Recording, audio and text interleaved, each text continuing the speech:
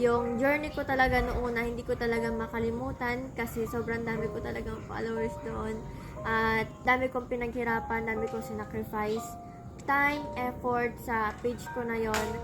Hey everyone, it's Mila Riley. So sa video ito ang isa sa pinaka nalulungkot ako na ibalita sa inyo na yung page natin na may 240k followers is hindi na tayo makakapost sa kanya dahil nalock siya. So 2 days ago guys, pinilit ko talaga na mai-process na maka-access pa ako sa account ko na yon. Hindi ko alam kung ako lang ba yung nagkaroon ng problem na yon, pero sobrang hirap na i-accept dahil sobrang tagal kong pinaghirapan yung page. So, sa mga nag-vlog dyan, alam nyo yung nararamdaman ko ngayon.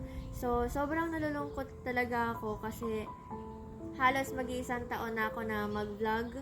And sobrang dami ko na ring followers na nakasubaybay sa akin. At sa page ko na yun guys, sobrang daming promotion na dumating sa akin from the start. So, yung mga nag-support sa akin na magbigay ng promotion, ng sponsor. So, ngayon magsisimula ulit tayo. Back to zero na naman tayo. And ito yung page ko ngayon. La Riley Habib. So, yun na yung pangalan ko guys. So, think positive na lang tayo and move forward tayo sa next journey natin. So, yung journey ko talaga noong una, hindi ko talaga makalimutan kasi sobrang dami ko talagang followers doon. At dami kong pinaghirapan, dami kong sinacrifice, time, effort sa page ko na yon. Kaso nga lang, yung main account ko, yung hindi ko ma-unlock. So, yung main account ko na yun lang yung may access to sa my page ko. And ito yung second account natin. And sana ma-open ko pa din siya and makapag-post ako. So, unfortunately, dito na lang muna tayo.